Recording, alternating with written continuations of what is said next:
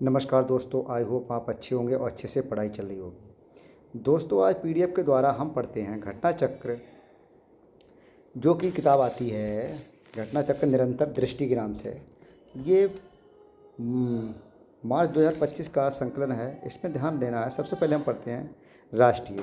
राष्ट्रीय में हम देखते हैं दोस्तों, सबसे पहला जो करंट अफेयर्स आता है वो है आर्थिक मामलों की मंत्रिमंडलीय समिति। इन्हें किस रोप वे परियोजना को मंजूरी दी है 5 मार्च 2025 को। ये गोविंद घाट से हेमकुंड साहिब रोप वे परियोजना उत्तराखंड की है, मोस्ट इम्पॉर्टेंट है।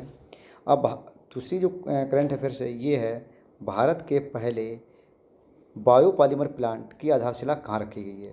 उत्तर प्रदेश का है ये, लखीमपुर खीरी में, मोस्ट इम्पॉर्टेंट। दूसरा इसमें फैक्ट बनता है, भारत का पहला जो बायोपॉलीमर प्लांट है ये कौन सी कंपनी से स्थापित कर रही है। तो दोस्तों इसे बलरामपुर शुगर मिल्स स्थापित कर रही है।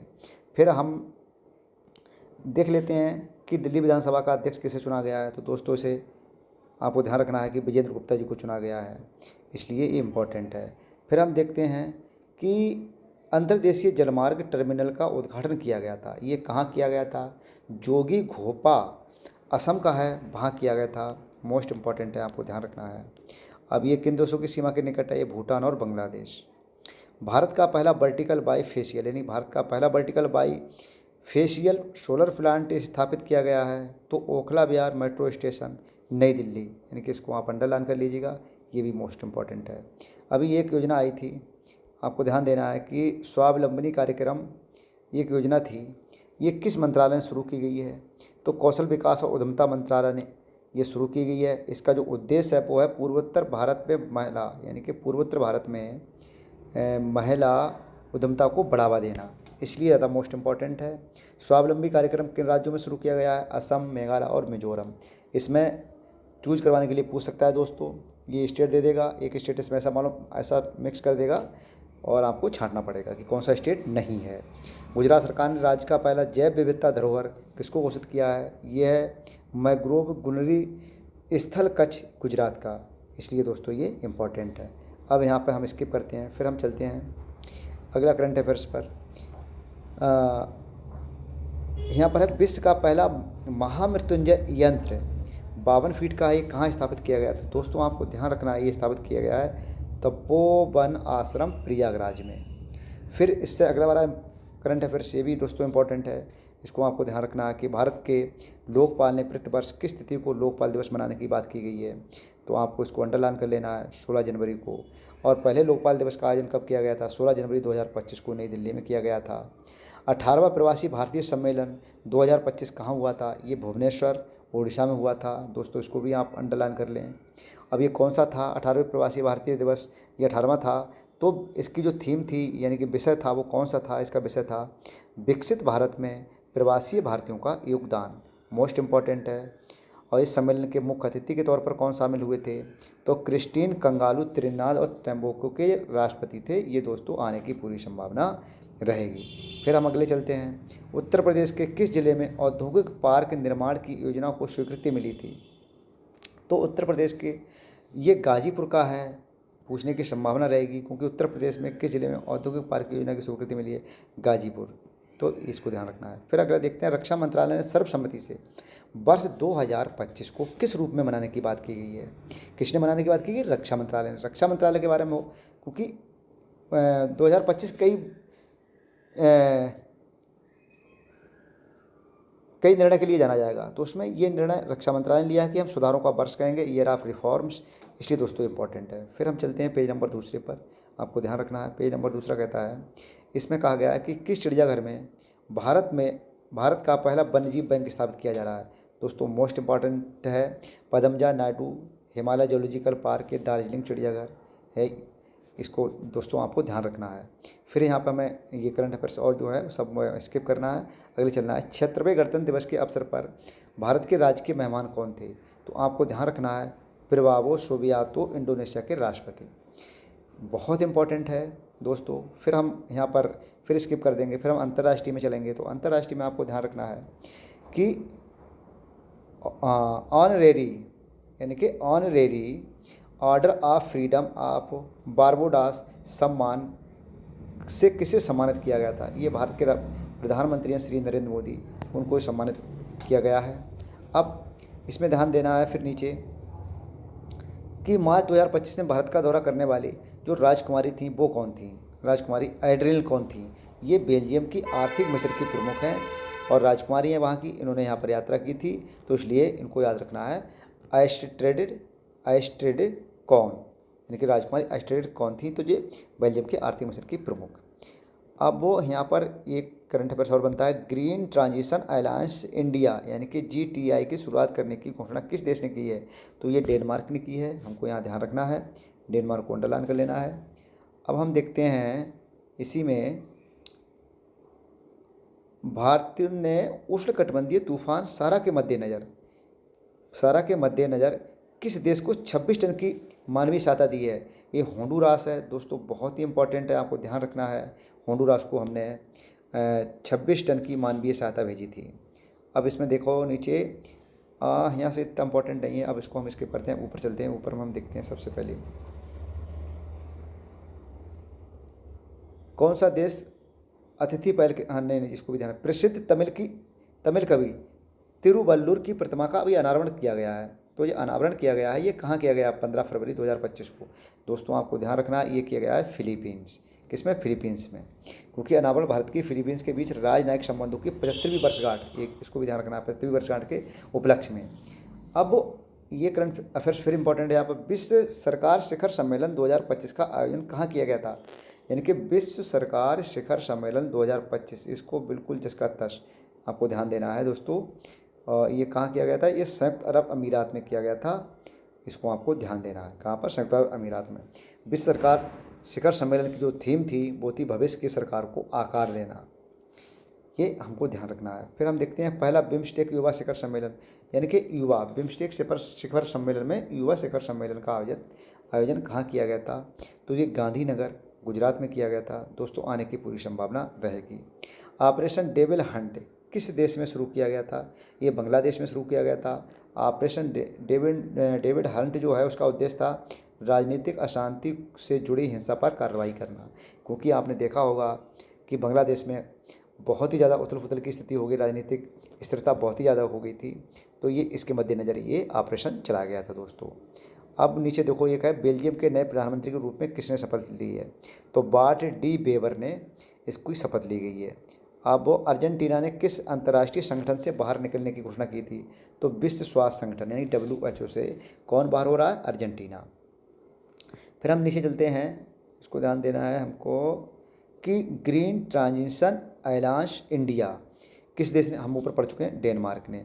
फिर देखो पहला रायसीना मध्य पूर्व सम्मेलन कहाँ आयोजित किया गया था दोस्तों? तो ये ध्यान देना है कि पहला रायसीना मध्य पूर्व सम्मेलन जो आयोजित किया गया था ये अबू धाबी में आयोजित कराया गया था। कहाँ पर किया गया था? अबू धाबी में। ठीक है, मोस्ट इम्पॉर्टेंट था। अब हम यहाँ से चलते हैं, इस सम्मेलन की जो थीम थी वो थी अतिथि को, हाँ इस सम्मेलन के मुख्य अतिथि कौन थे? तो इसके मुख्य अतिथि थे डॉक्टर एस जयशंकर यानी विदेश मंत्री। किसके? आपको ध्यान देना है कि रायसीना मध्य पूर्व सम्मेलन कहाँ किया गया? अबू धाबी में, और इसके वो अतिथि कौन थे? एस जयशंकर। यहाँ पर कन्फ्यूज करने के लिए प्रधानमंत्री श्री मोदी जी का नाम दिया जा सकता है, तो आपको दोस्तों ये याद रखना है। फिर हम चलते हैं, यहाँ पर सब स्किप कर देते हैं। लेबनान का राष्ट्रपति किसे चुना गया है? जोसेफ आउन के लिए चुना गया है। मोस्ट इंपॉर्टेंट है, राष्ट्रपति एक तरफ राष्ट्रपति या प्रधानमंत्री उनसे मैच करवाया जा सकता है। फिर हम देखते हैं कि अमेरिका राष्ट्रपति यानी कि अमेरिका के जो राष्ट्रपति डोनाल्ड ट्रंप हैं, तो किस पर्वत चोटी का नाम बदलकर डेनाली रख दिया है? तो माउंट मैकिनले रखा है। जो डेनाली थी, डेनाली मतलब माउंट मैकिनले का नाम क्या रख दिया था? डेनाली। तो इस पर्वत का नाम पहले किसने डेनाली रखा था? ये पूर्व राष्ट्रपति बराक ओबामा ने डेनाली रखा था और उन्होंने इसका नाम फिर से माउंट मैकिनले रख दिया है। इस पर्वत का नाम पहले किसने रखा था? डेनाली, वो पूर्व राष्ट्रपति बराक ओबामा। फिर हम नीचे देखते हैं, डोनाल्ड ट्रंप ने मैक्सिको की खाड़ी का नाम बदलकर अब क्या कर दिया है? अमेरिका की खाड़ी। इसको भी दोस्तों आपको ध्यान रखना है, हो सकता है कि बढ़ के ज्योग्राफी से पूछा जा सके। अब अगले क्वेश्चन है हमारा, किस देश की सेना ने आतंकी संगठन बोको हराम के खिलाफ ऑपरेशन इसका नाइट चलाया था? तो ये चाड। किसने? चाड ने। Most important. ऑस्ट्रेलिया का नया चांसलर किसे, यानी कि ऑस्ट्रेलिया का नया चांसलर किसे नियुक्त किया गया है? तो क्रिश्चियन स्टॉकर को चुना गया है दोस्तों। Most important. अब हम ऊपर चलते हैं तो हम देखते हैं आर्थिकी में ना, सही, आर्थिकी में देखते हैं। आपको देना वेल्थ रिपोर्ट 2025 किसने जारी की है। वेल्थ रिपोर्ट 2025 जो जारी की गई है वो नाइट फ्रैंक यानी यूनाइटेड किंगडम की एक संस्था है, नाइट फ्रैंक, उसने जारी की गई है। और इसने कहा है कि वेल्थ रिपोर्ट 2025 के अनुसार दुनिया में सबसे ज़्यादा हाई नेट वर्थ लोगों के मामले में भारत का स्थान कौन सा है। तो चौथा है, बस इतना ही ध्यान रखना है। सबसे नंबर 1 पर आपका संयुक्त राज्य अमेरिका, दूसरे नंबर पर चीन और तीसरे नंबर पर जापान और चौथे नंबर पर आपका Bharat. One nation one port, ये पहल किसने शुरू की गई है। जब पोर्ट की बात आ जाएगी तो बंदरगाह, पोत परिवहन और जलमार्ग मंत्री सर्बानंद सोनोवाल ने इसको दोस्तों शुरू किया गया है। ठीक है, यहाँ से अब हम अगले चलते हैं। अगले आपको ध्यान देना है दोस्तों, अगले हम देखते हैं, हाँ, ग्लोबल इन्वेस्टर समिट 2025 कहाँ। तो ग्लोबल इन्वेस्टर समिट 2025 का जो आयोजन हुआ था दोस्तों वो भोपाल में हुआ था, यानी कि भोपाल मध्य प्रदेश में। डिजिटल पायलट लाइसेंस पेश करने वाला दूसरा देश कौन सा बन गया, यानी कि डिजिटल पायलट लाइसेंस पेश करने वाला दूसरा भारत बन गया है। पहला कौन सा था, चीन। दोस्तों आपको ध्यान रखना है, दोनों को अंडरलाइन कर लेना है। ठीक है, अब हम देखते हैं राज्यों में पंचायतों को हस्तांतरण की स्थिति, एक सांकेतिक साक्ष्य आधारित रैंकिंग जारी की गई है। ये भारतीय लोक प्रशासन ने इसको जारी किया है दोस्तों, थोड़ा सा बस इसको ध्यान रखना है। अब इसमें ध्यान क्या करना है कि राज्य के साथ प्रदेशों की रैंकिंग किस आधार पर तय की गई है। तो इसके 6 आयाम थे और 25 उप सूचकांक, इसके आधार पर इसको जारी किया गया है। ये रिपोर्ट राज्यों के उनके वित्तीय स्वास्थ्य के अनुसार किस वर्ष के लिए रैंक प्रदान की गई है, 2023 और 24 के लिए। इसमें ध्यान ये देना है कि इस रिपोर्ट में, इस इंडेक्स में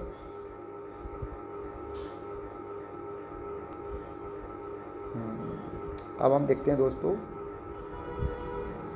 हस्तांतरण सूचकांक 2024 में टॉप 3 राज्य कौन थे, यानी कि हस्तांतरण सूचकांक में। तो कर्नाटक, केरल और तमिलनाडु। हस्तांतरण सूचकांक 2024 में उत्तर प्रदेश की रैंकिंग कौन सी थी। तो दोस्तों आपको ध्यान रखना है, 5वीं रैंकिंग थी, पूछा जा सकता है। विकेंद्रीकरण सूचकांक रिपोर्ट किस मंत्रालय की है। तो विकेंद्रीकरण पंचायती राज विकेंद्रीकरण की बात करता है दोस्तों, आपको ध्यान रखना है। और विकेंद्रीकरण वर्ष 2013-14 से लेकर 2021-22 के बीच विकेंद्रीकरण कितने प्रतिशत रहा था, यानी कि 39% से बढ़कर ये 43.9% हो गया है। पंचायती विकेंद्रीकरण सूचकांक यानी कि DI में शीर्ष 5 राज्य कौन से हैं। तो कर्नाटक है, केरल है, तमिलनाडु है और महाराष्ट्र और उत्तर प्रदेश कितने नंबर पर, 5वें नंबर पर दोस्तों। अब हम देखते हैं कि ये किस संगठन ने मित्रा प्लेटफॉर्म लॉन्च किया है। तो securities exchange board of India ने, यानी कि सेबी ने इसको लॉन्च किया है। अब इसकी मित्रा की फुल फॉर्म क्या है, mutual fund investment tracing and retrieval assistant, यानी कि इसका उद्देश्य है अनक्लेम्ड या निष्क्रिय म्यूचुअल फंड यानी कि फॉलोज को ट्रैक करना, यानी कि अनक्लेम्ड, जिसको कोई बारिश नहीं है, पूछने वाला नहीं है, तो उनके लिए ये उनकी बात करता है दोस्तों। फिर देखते हैं यहाँ पर सब स्किप कर देते हैं। फिर नीचे देखते हैं वित्तीय स्वास्थ्य सूचकांक 2025 जारी किया गया है। तो 24 जनवरी 2025 को जारी किया गया है। किसने जारी किया है, ये नीति आयोग ने जारी किया है दोस्तों। बहुत इंपॉर्टेंट है कि वित्तीय स्वास्थ्य सूचकांक 2025 किसने जारी किया है, नीति आयोग ने। ये किसकी बात करता है दोस्तों, ये बात करता है कि ये रिपोर्ट राज्यों के उनके वित्तीय स्वास्थ्य के अनुसार किस वर्ष के लिए बात करती है। ये 22-23 की बात करती है। इसमें 18 राज्य शामिल हैं और सबसे ज़्यादा जो रैंक आई है वो आई है उड़ीसा की, यानी कि उड़ीसा की रैंक आई है 66.8%, नहीं 67.8%, सॉरी। तो अब इसमें अब वो उड़ीसा नंबर 1 पर है, दूसरे नंबर पर छत्तीसगढ़ है दोस्तों, तीसरे नंबर पर आपका गोवा है, फिर इसके बाद झारखंड है, फिर गुजरात है। अब इसमें ध्यान ये देना है कि उत्तर प्रदेश किस में है। तो फ्रंट रनर में, यानी किसमें, फ्रंट रनर में उत्तर प्रदेश, यानी कि सबसे पहले फ्रंट रनर में महाराष्ट्र है, फिर उत्तर प्रदेश है और इसके बाद तेलंगाना, मध्य प्रदेश। तो उत्तर प्रदेश के बारे में पूछा जा सकता है। नीति आयोग की रिपोर्ट है, नीति आयोग की कोई भी रिपोर्ट आती है दोस्तों हमारी परीक्षा के लिए बहुत ही इंपॉर्टेंट होती है, हमको ध्यान रखना है। अब हम चलते हैं, 6वां अंतर्राष्ट्रीय मिलेट्स महोत्सव कहाँ आयोजित किया गया था दोस्तों, ये आपको ध्यान रखना है। ये बेंगलुरु में आयोजित किया गया था। मिलेट्स के बारे में बहुत ज़्यादा प्रधानमंत्री का बहुत महत्वाकांक्षी ये प्रोजेक्ट चला था, इसलिए आपको ध्यान रखना है दोस्तों। फिर हम स्किप कर देते हैं, फिर हम देखते हैं अगला करंट अफेयर्स। मूल्यवान ब्रांडों की वैश्विक 500 रैंकिंग 2025 जारी की है। तो किस कंपनी नंबर 1 पर रही है, कौन सी कंपनी शीर्ष पर रही है। तो ये रही है आपकी एप्पल। टाटा समूह को रैंकिंग में कौन सा स्थान दिया गया, 60वां स्थान दिया गया। भारतीय ब्रांड के रूप में ये प्रथम है और पूरे वर्ल्ड में 60वां कौन सा है, टाटा समूह। ये क्वेश्चन पूछने की पूरी दोस्तों संभावना रहेगी। फिर हम देखते हैं 55वां विश्व आर्थिक मंच की वार्षिक बैठक। जब कभी आर्थिक मंच की वार्षिक बैठक की बात की जाए विश्व स्तर पर, तो वो आपको ध्यान रखना है स्विट्जरलैंड का दावोस में होती है। और जो इसका विषय था वो था बुद्धिमान युग के लिए सहयोग, यानी कि बुद्धिमान युग के लिए सहयोग की बात करता है इसमें दोस्तों। अब अगला क्वेश्चन याद रखना है हमको, राष्ट्रीय हल्दी बोर्ड के पहले अध्यक्ष कौन बने हैं? तो पल्ले गंगाधर रेड्डी ये हल्दी बोर्ड के पहले अध्यक्ष बने हैं। पहले अध्यक्ष इसलिए दोस्तों ज़्यादा इंपॉर्टेंट है, हमको ध्यान रखना है। ठीक है, अब हम देखते हैं विज्ञान एवं प्रौद्योगिकी में, हम देखते हैं कि हाल ही में चर्चा में रहा था ओसलोट क्या है? तो अमेजन का है प्रोटोटाइप क्वांटम कंप्यूटिंग ये चिप है, बहुत चर्चे में रही है, सीधे सीधे पूछा जा सकता है ओसलेट क्या है? तो ये अमेजन का प्रोटोटाइप क्वांटम कंप्यूटिंग चिप है। अगले हमें ध्यान रखना है कि लूनर यानी कि ट्रेबुनलाइजर मिशन किससे संबंधित है? लूनर ट्रेबुनलाइजर मिशन किससे संबंधित है? तो ये APEC space x falcon 9 rocket है, ये नासा का ये मिशन है। और आपको ध्यान रखना है कि ये किसके उद्देश्य के लिए बनाया गया है? चंद्रमा की सतह का जल की खोज, यानी चंद्रमा के सतह की जल की खोज की ये बात करता है दोस्तों, इसलिए ये इम्पॉर्टेंट है। फिर वहीं पर हमें ध्यान देना है 12वां भारत के पर्यावरण की स्थिति 2025 रिपोर्ट किस संस्था ने पेश करी है? तो इसके संस्थान जारी की है विज्ञान एवं पर्यावरण केंद्र और डाउन टू अर्थ पत्रिका के द्वारा, दोनों ने मिलकर इसको जारी किया है। और इसका जो रिपोर्ट में किस जलवायु अनुसंधान संगठन के आंकड़ों को प्रस्तुत किया गया? यूरोपीय संघ की कोपरनिकस जलवायु परिवर्तन सेवा।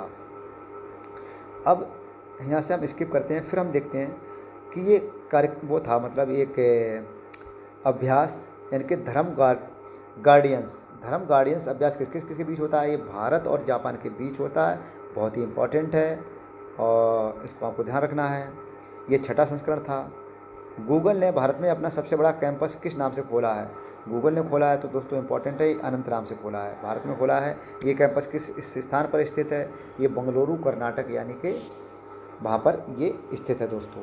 फिर हम देखते हैं कि माइक्रोसॉफ्ट ने क्वांटम कंप्यूटिंग चिप किस नाम से लॉन्च की है? तो माइक्रोसॉफ्ट ने जो लॉन्च की है वो करी है मजोराना, यानी कि मजोराना के नाम से इसने जारी की है।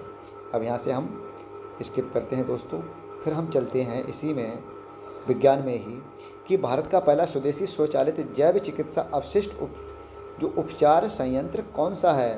तो आपको ध्यान रखना है उपचार जो वो है संयंत्र वो है सृजनम। ये कहाँ लॉन्च किया गया दोस्तों? ये एम्स नई दिल्ली में लॉन्च किया गया है।